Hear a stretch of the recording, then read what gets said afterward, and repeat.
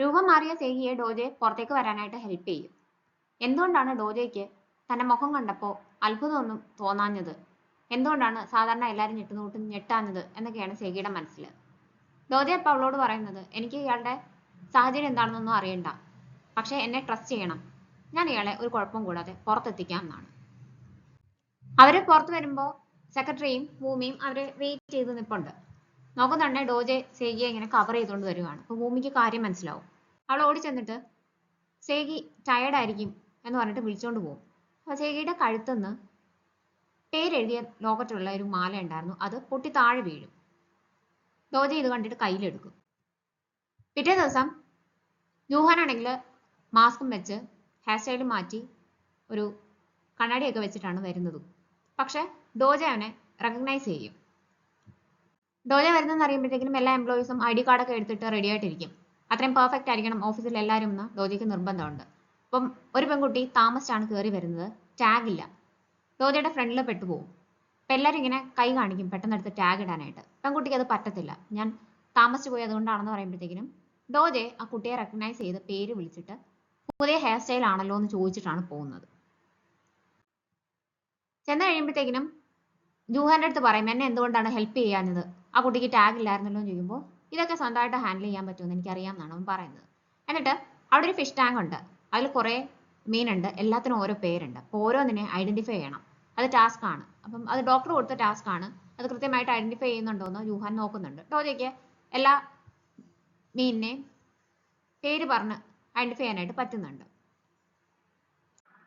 ഡോജയ്ക്ക് ആകെ സംശയമാണ്, എന്തിനാണ് സേഹി പേടിയോടെ എന്നെ നോക്കിയത്, ഹെൽപ്പ് ചെയ്യാമോ എന്നൊക്കെ പേടിയോടെയാണ് ചോദിച്ചത്, സൗണ്ടിനും വ്യത്യാസം ഉണ്ടായിരുന്നു എന്ന് പറയുമ്പോഴത്തേക്കിനും തമാശയായിട്ട് വുഹാൻ പറയും, സ്വാഭാവികമായും ഡോജയുടെ മുഖം കണ്ടപ്പോൾ പേടിച്ചതായിരിക്കും എന്ന്. അന്നേരം ഡോജെ പറയുന്നുണ്ട്, സേഹിക്ക് കുട്ടികളൊന്നുമില്ല, അതൊക്കെ വെറും റൂമറാണ്, ഞാൻ കൺഫേം ചെയ്തിട്ടുണ്ടെന്ന് പറയുമ്പോൾ നമുക്കപ്പോൾ കാര്യങ്ങൾ എളുപ്പമായി എന്നാണ് വുഹാൻ പറയുന്നത്. ഇവര് നോക്കുന്നുണ്ടേ സേഹി ആ ബഹളത്തിനിടയ്ക്ക് ലഗേജ് എടുക്കാതെയാണ് പോയേക്കുന്നത്. എയർപോർട്ടിൽ വെച്ചിട്ട് ഒരു ഫോട്ടോഗ്രാഫർ രഹസ്യമായിട്ട് ഡോജയുടെയും സേഹിയുടെയും ഫോട്ടോസ് എടുക്കുന്നുണ്ടായിരുന്നു. അപ്പോൾ സേറയുടെ സെക്രട്ടറി വന്നിട്ട് ആ ഫോട്ടോസ് കാണിച്ചിട്ട് പറയും, ഇപ്പോൾ ഇങ്ങനെ ഒരു റൂമർ ഉണ്ട്, രണ്ടുപേരും കൂടിയാണ് ഒരു ബിസിനസ് ട്രിപ്പിന് പോയിട്ട് തിരിച്ചു വന്നത്, ആ ആക്ട്രസിനെ ഡേറ്റ് ചെയ്യുകയാണെന്ന് തോന്നുന്നു എന്ന് പറയും. അത് കേൾക്കുമ്പോൾ സേറയ്ക്ക് സന്തോഷമാണ്. വീട്ടിൽ വന്നു കഴിയുമ്പോൾ സേഹിക്കാകെ സംശയമാണ്, എന്തുകൊണ്ടാണ് ഡോജെ പുറകെ വിളിക്കാത്തത്, ട്രാൻസ്ഫോർമേഷൻ കണ്ടതാണ്, ഒരു സംശയവും ഇല്ല, അതിനെപ്പറ്റി ഒന്നും ചോദിച്ചതുമില്ല. അപ്പൊ എന്തെങ്കിലും കാരണം കാണുമല്ലോ എന്ന് പറയുമ്പോൾ മൂവി പറയുന്നത്, സ്വാഭാവികമായും സ്വന്തമായിട്ടല്ലേ നമ്മൾ സംശയിക്കുള്ളൂ ഇങ്ങനെ ഒരു കാര്യം കാണുമ്പോൾ, എനിക്ക് എന്തോ പറ്റിയതാണെന്നായിരിക്കും വിചാരിച്ചിട്ടുണ്ടാവുക, അതുകൊണ്ടായിരിക്കും ഇങ്ങനെ പറയും. ഇൻഹോ ആണെങ്കിൽ സെമിനാറിൽ പഠിക്കുവാണ്, പ്രീസ്റ്റ് ആവാൻ വേണ്ടിയിട്ട് പഠിക്കുകയാണ്, വളരെ ഇന്നസെന്റ് ആയിട്ടുള്ള ഒരാളാണ്. ഇവരിങ്ങനെ സംസാരിച്ചുകൊണ്ടിരിക്കുമ്പോൾ ഡോജയുടെ കോള് വരും. ഭൂമി അറ്റൻഡ് ചെയ്യത്തില്ല, സേഹി അറ്റൻഡ് ചെയ്യത്തില്ല. അറ്റൻഡ് ചെയ്തെന്ന് പറയുമെങ്കിലും ഇൻഹോ ഫോൺ വാങ്ങിച്ചിട്ട് ഞാനിത് ഹാൻഡിൽ ചെയ്തോളാം എന്ന് പറയും. എന്നിട്ട് കോൺഫിഡന്റ് ആയിട്ട് കോൾ അറ്റൻഡ് ചെയ്തിട്ട് ഡോജയുടെ അടുത്ത് പറയും, ഇപ്പോൾ സേഹിക്ക് നിങ്ങളുടെ കോള് അറ്റൻഡ് ചെയ്യാനായിട്ട് പറ്റത്തില്ല, സേഹി കുളിക്കാൻ പോയതാണെന്നാണ് പറയുന്നത്. എന്നിട്ട് ഫോൺ കട്ട് ചെയ്യും. ഒരു മെയിൽ വോയിസ് ആണ് സേഹിയുടെ ഫോൺ അറ്റൻഡ് ചെയ്തത്, ആരായിരിക്കാം അത് എന്നൊക്കെ ചിന്തിച്ചുകൊണ്ടിരിക്കുകയാണ് ഡോജെ. എല്ലാം കഴിയുമ്പോൾ അവന് മിററിൽ സ്വന്തം ഫേസ് ഐഡന്റിഫൈ ചെയ്യാനായിട്ട് ശ്രമിക്കുന്നുണ്ട്. ലഗേജ് എൻ്റെ കയ്യിലായിപ്പോയി, അത് തിരിച്ചു വേണമെങ്കിൽ എന്നെ മീറ്റ് ചെയ്യണം എന്ന് പറഞ്ഞിട്ട് ഡോജെ സേഹിക്ക് മെസ്സേജ് അയക്കും. ഇല്ലെങ്കിൽ ഞാനിത് എവിടെയെങ്കിലും കൊണ്ട് കളയും എന്നാണ് പറയുന്നത്. കളഞ്ഞോളം പറഞ്ഞിട്ട് ഇവള് മെസ്സേജ് അയക്കാൻ തുടങ്ങുന്ന ഉടനെയാണ് ആ കുട്ടിയുടെ ഗിഫ്റ്റ് കയ്യിലുണ്ടെന്ന് ഓർക്കുന്നത്. ഇവൾ അന്നേരം തന്നെ ഭൂമിയെയും ഇൻഹോയെയും വിളിച്ചു നോക്കുന്നുണ്ട്, പക്ഷെ രണ്ടുപേരും കോൾ അറ്റൻഡ് ചെയ്യുന്നില്ല. അങ്ങനെ നിവൃത്തിയില്ലാതെ സേഹിക്ക് തന്നെ പോകേണ്ടി വരും. കുഴപ്പമില്ല, ഈ മുഖം കൊണ്ട് അധികം ദിവസം ജീവിക്കണ്ടല്ലോ, ഒരാഴ്ച പോയാൽ മതിയല്ലോ, എന്തെങ്കിലും പറഞ്ഞിട്ട് രക്ഷപ്പെടാമെന്ന് വിചാരിച്ചിട്ടാണ് പോകുന്നത്. കഫേയിൽ ചെന്ന് കഴിയുമ്പോൾ കറക്റ്റായിട്ട് ഐഡന്റിഫൈ ചെയ്തിട്ട് ഇവിടെ അടുത്ത് വന്നിരിക്കും ഡോജെ. അപ്പം സേഹിക്ക് ആകെ സംശയമാണ്, എങ്ങനെയാണ് ഐഡന്റിഫൈ ചെയ്തത്, ബാക്കി ആർക്കും അവളെ മനസ്സിലാവുന്നില്ലല്ലോ. പിന്നെ അവള് ചോദിക്കുക, എന്നെ അറിയാവോ എന്ന്. അപ്പൊ ആള് മാറിപ്പോയതാണെന്ന് വിചാരിച്ചിട്ട് ഇവൻ പോകാനായിട്ട് തുടങ്ങും. പക്ഷെ അന്നേരം തന്നെ ഞാൻ സേഹിയുടെ വീട്ടിലെ മെയ്ഡാണെന്ന് പറഞ്ഞിട്ട് ഇവള് ബാഗ് വാങ്ങിക്കും, ലഗേജ് വാങ്ങിക്കും. ഇവന് സംശയമുണ്ട്, ശരിക്കും മെയ്ഡാണോ എന്ന് ചോദിക്കുമ്പോൾ അതേന്ന് പറയും. ഡോജെ എന്നിട്ട് പോകാനായിട്ട് എഴുന്നേൽക്കുമ്പോൾ ഒരു കുട്ടി ഓടി വന്നിട്ട് തട്ടി വീഴാനായിട്ട് പോകും. ഇവൻ ആ കുട്ടിയെ എടുത്ത് അമ്മ എന്ത് ചെയ്യും ചോദിക്കുന്നുണ്ടേ സേഹിയുടെ സൈഡിലേക്കാണ് ചൂണ്ടിക്കാണിക്കുന്നത്. ഡോജെ ഉടനെ നേരെ ചെന്ന് ആ കുട്ടി നിങ്ങളുടേതാണോ എന്ന് ചോദിക്കും.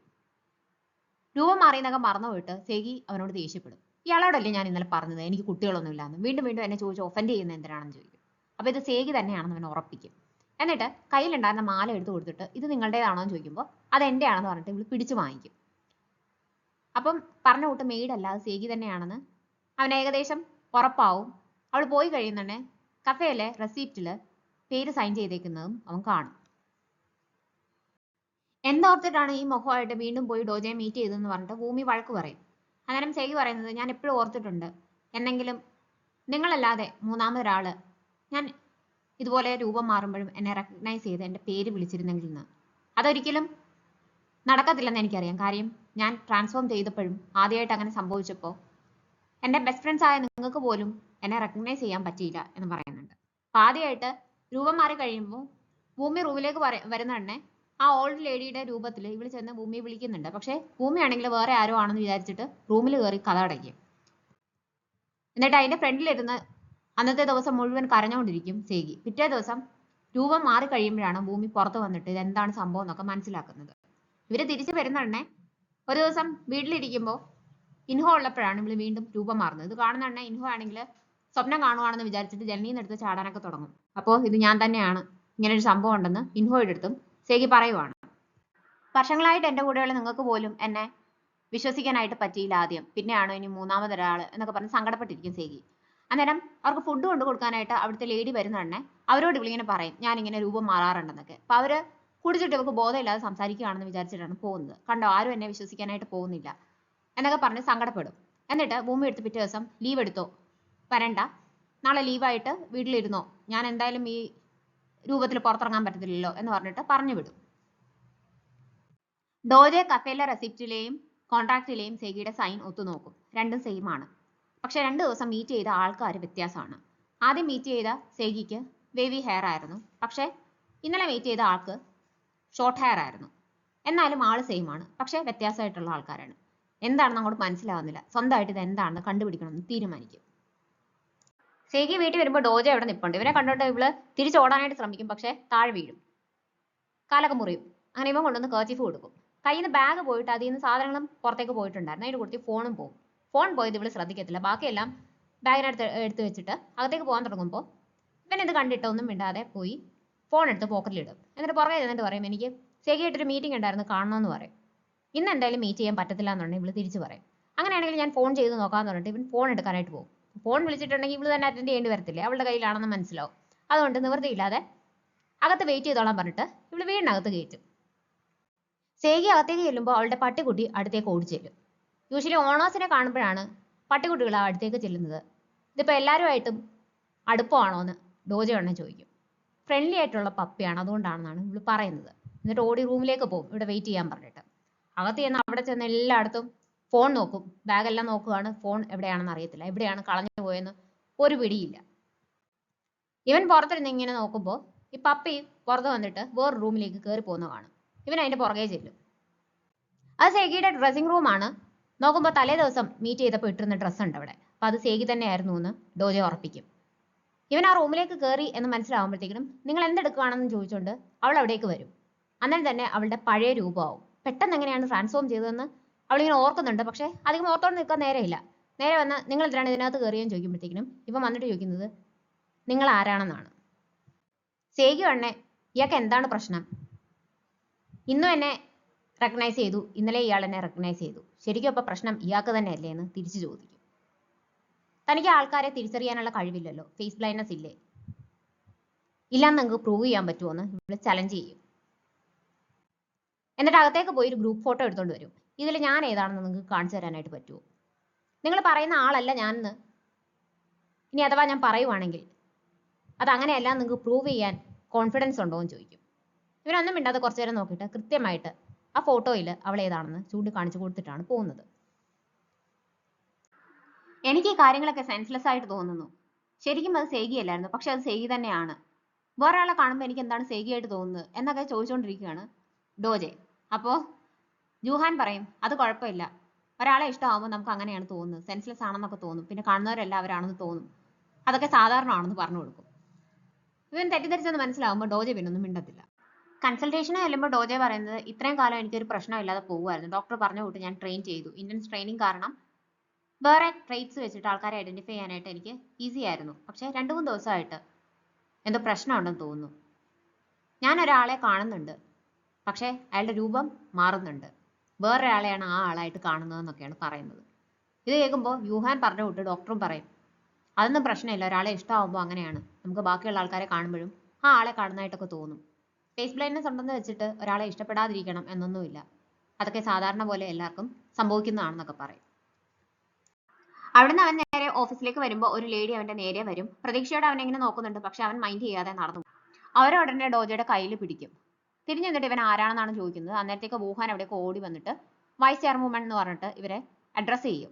അപ്പൊ അമ്മയായിരുന്നോ, ഞാൻ ശ്രദ്ധിച്ചില്ല, ശ്രദ്ധിക്കാതെ നടന്നു പോകുമായിരുന്നു, അതുകൊണ്ടാണ്.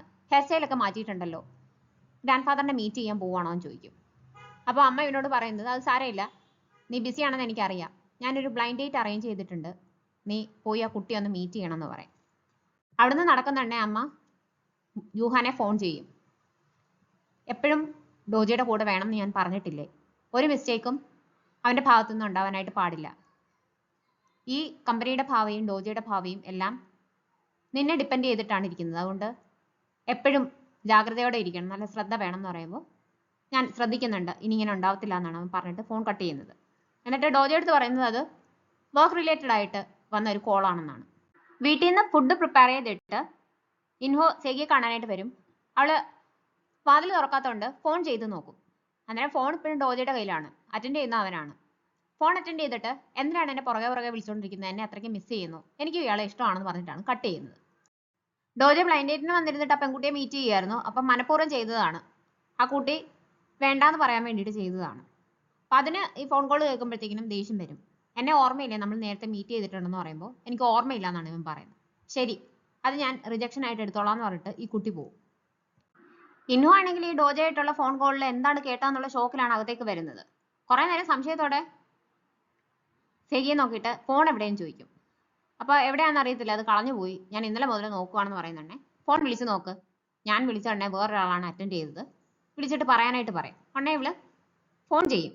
എടുക്കുന്നത് ഡോജയാണ്. ഇവള് വിളിച്ചിട്ട് പറയുന്നത് ഞാൻ ഈ ഫോണിന്റെ ഓണറാണ്, എനിക്കിത് തിരിച്ചു വേണമെന്ന് പറയുമ്പോൾ ഇവൻ ഉടനെ പറയുന്നത് ഞാൻ കർച്ചീഫിന്റെ ഓണറാണെന്നാണ്. അപ്പൊ തന്നെ ഇവ ആളെ മനസ്സിലായിട്ട് ഫോൺ കട്ട് ചെയ്യും.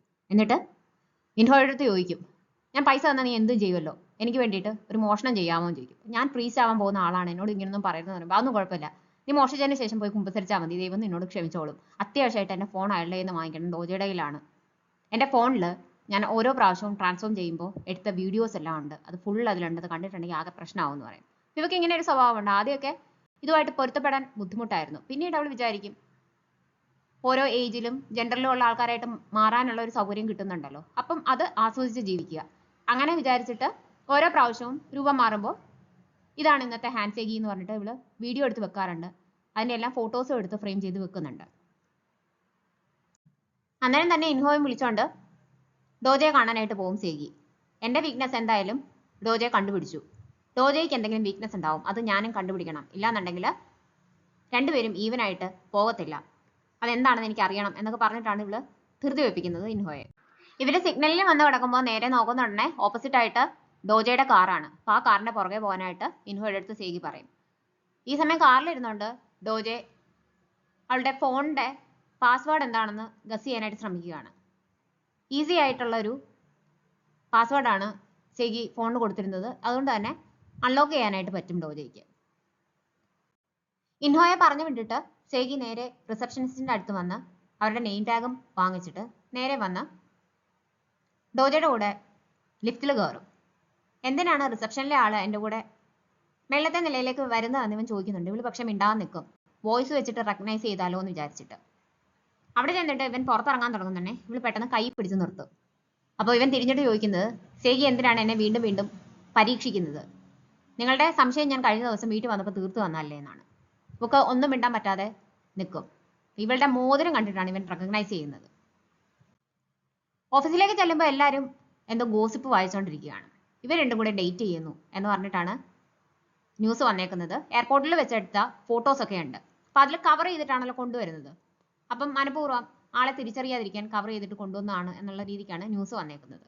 അന്നേരം തന്നെ സെക്രട്ടറിയുടെ അടുത്ത് മീഡിയ കോൺടാക്ട് ചെയ്തിട്ട് ഇത് റൂമറാണ്, ഫോൾസ് ന്യൂസ് ആണെന്ന് പറയാനായിട്ട് പറഞ്ഞിട്ടാണ് ഡോജെ പോകുന്നത്. വീക്ക്നെസ് കണ്ടുപിടിക്കാൻ വന്നിട്ട് ഒന്നും കണ്ടുപിടിക്കാനായിട്ട് പറ്റിയില്ല. അങ്ങനെ തിരിച്ചു പോകാനായിട്ട് തുടങ്ങുകയാണ് സേഗി. ചെല്ലുന്നുണ്ടേ ടാക്സി ഒന്നും നിർത്തുന്നില്ല. ഇവളാണെന്ന് കണ്ടാൽ നിർത്തുമല്ലോ എന്ന് വിചാരിച്ചിട്ട് മാസ്ക് മാറ്റി കണ്ണാടിയെല്ലാം മാറ്റി റെഡി ആയിട്ട് നിൽക്കുമ്പോൾ ആൾക്കാരെല്ലാം ഇവളെ റെക്കഗ്നൈസ് ചെയ്യും. ഓൾറെഡി റൂമർ സ്പ്രെഡ് ആയി തുടങ്ങി. ഹോട്ട് ന്യൂസ് ആണ്. അപ്പൊ എല്ലാവരും അത് സേഗിയല്ലേ, നമുക്ക് പോയി ചോദിച്ചാലോ എന്നൊക്കെ പറഞ്ഞിട്ട് ആൾക്കാരെല്ലാം ചുറ്റും കൂടും. നമുക്ക് കാര്യം എന്താണെന്ന് മനസ്സിലാകത്തില്ല. സേഗി അങ്ങോട്ട് ഇറങ്ങിയിട്ടേ ഉള്ളൂ. ആകെ പ്രശ്നമാവുമെന്ന് മനസ്സിലാക്കിയിട്ട് ഡോജെ പുറകെ വരും. അന്നേരത്തേക്ക് അവിടെ മുഴുവൻ ആളായിട്ടുണ്ട്. അതിന്റെ ഇടയ്ക്കൂടെ ചെന്ന് ജാക്കറ്റ് വെച്ചിട്ട് കവർ ചെയ്യാനായിട്ട് ഹെൽപ്പ് ചെയ്യും.